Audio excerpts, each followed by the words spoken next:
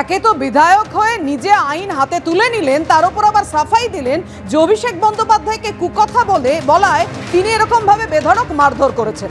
এই রেস্তোরাঁর মালিককে বেধড়ক মারধর সোহমের নিয়ে তীব্র আক্রমণ করেছেন যুব মোর্চার সভাপতি। রেস্তোরাঁ কর্মীদের নির্দয়ভাবে মেরেছেন তৃণমূল বিধায়ক সোহম চক্রবর্তী। মমতা বন্দ্যোপাধ্যায়ের পুলিশ কোনো পদক্ষেপ করবে না। বাংলায় আইনের শাসন নয়, শাসকের আইন চলে। শাসক দলের আইন প্রণেতা আইন হাতে তুলে নিতে পারেন, কিন্তু শাস্তি হবে না। পুলিশ হয়তো আক্রান্তের বিরুদ্ধেই অভিযোগ দায়ের করবে।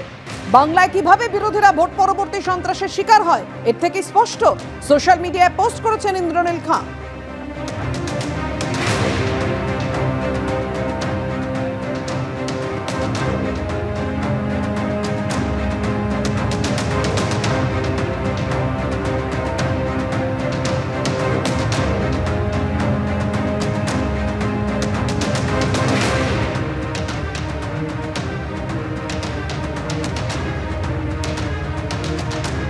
রেস্তোরাঁ মালিককে মারধরের 17 ঘন্টা পর কি বোধোদয় হলো সোহমের? অবশেষে ক্ষমা চাইলেন তৃণমূলের অভিনেতা বিধায়ক। দেখুন আজ কি বলেছেন সোহম।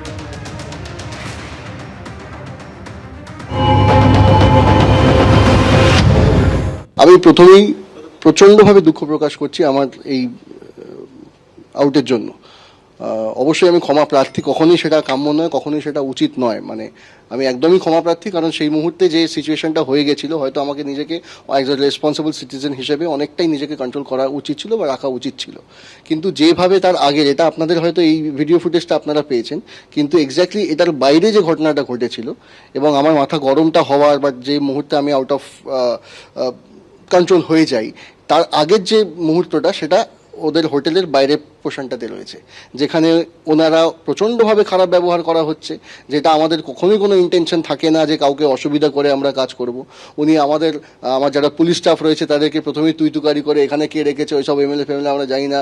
তারপর আমাদের লিডার অভিষেক ব্যানার্জির নাম নিয়ে উল্টোপাল্টা, আমরা এখানে যেই আসুক না কেন আমরা পাত্তা দিই না, এখানে আমাদের ইয়ে থাকবে। রেস্তোরাঁ মালিক যিনি বলছেন তিনি নিজে একজন তৃণমূল কর্মী, তিনি অভিষেক বন্দ্যোপাধ্যায়ের নামে এরকম কথা বলেননি।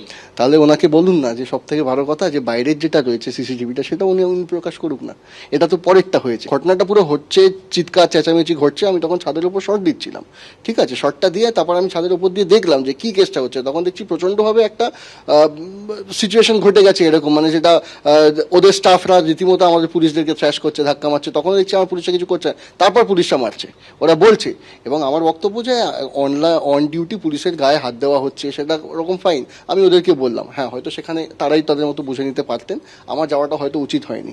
কিন্তু আমি যখন নিচে গেলাম এবং পুরো সিচুয়েশনটা ঘটলাম যে সূত্রপাতটা কি জন্য, কিসের জন্য, তখন শুনে সত্যি সেটা যখন শুনলাম অতিরিক্তভাবে আমার মাথাটা গরম হয়ে গেছে। তারপরও বলছে শুটিং আটকে দেবো, ওই করে দেবো, সে যে আসুক না কেন, যে হিরোই আসুক না কেন, বলতেই পারে যে হিরো আসুক না কেন, তার আমাকে পছন্দ নাই হতে পারে। দ্যাট ডাজন্ট মিন যে হ্যাঁ ওইসব এমএলএ ফেমএলএ অনেক দেখেছি, এমএলএকে পাত্তা দিই না, ঠিক আছে, ওই সময় যে আসলে হবে না। এবং আমার যে ম্যানেজার ওস তখন ছিল প্রত্যক্ষদর্শী। তারপর মানে সেই মুহূর্তে আমি মানছি যদি আমার রিয়াকশনটা ভুল, অবশ্যই ভুল, সেখানে I should have kept myself অনেকটা আন্ডার কন্ট্রোল, ঠিক আছে, কথা বললেই হতো।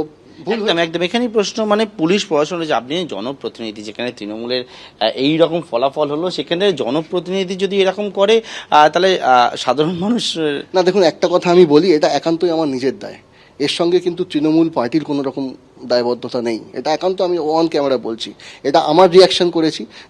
হ্যাঁ আমি অবশ্যই তৃণমূলের একজন বিধায়ক, একজন রেসপন্সিবল সিটিজেন, তার মানে এই নয় যে পার্টি আমাকে সাপোর্ট করছে করার জন্য বা কিছু, বা আমি পার্টি নাম ভাঙিয়ে এটা করেছি, কখনোই নয়। সেটা হচ্ছে আমার কোথাও আত্মসম্মানে লেগেছে, উনি যেভাবে কথাগুলো বলেছেন, পুলিশের গায়েই হয়তো স্টাফ হাত তুলেছে, সেখানে তো পুলিশ প্রশাসনের সাহায্য নিতে পারতেন আপনি। মানে এইরকম ভাবে মারধর, মানে তাই তো হয়েছে। আমি সেটা তো মানছি যে আমার ভুল হয়েছে, আমি মানছি, এবং তার জন্য আমি ক্ষমা প্রার্থী অবশ্যই। এবং তারপরে সাথে সাথে আমি বুঝলাম, যখন আমি সাথে সাথে আমি উপরে এসে আমি ফোনটা করতে গেলাম আমার লোকাল থানাকে, যে এরকম এরকম বিষয় ঘটেছে, আপনারা কাইন্ডলি আসুন এবং ইন্টারভেন। কিছুক্ষণ আগে আপনার নামে এবং গতকাল যে ঘটনাটা, সেই ঘটনা সম্পর্কে থানাতে অভিযোগও দায়ের হয়েছে। আমি আমার তরফ থেকে আমি কালকেই জানিয়েছিলাম যে যদি সেরকম হয় আমার তরফ থেকে নিশ্চয়ই, এটা আমারও রাইট, ওটা ওনারও রাইট আছে যে একটা অভিযোগপত্র আমার ওনার এগেনস্টে আইডার ডায়েরি এফআইআর করবো। এবার তারপর পুলিশ ইনভেস্টিগেট করে যা করা করবে।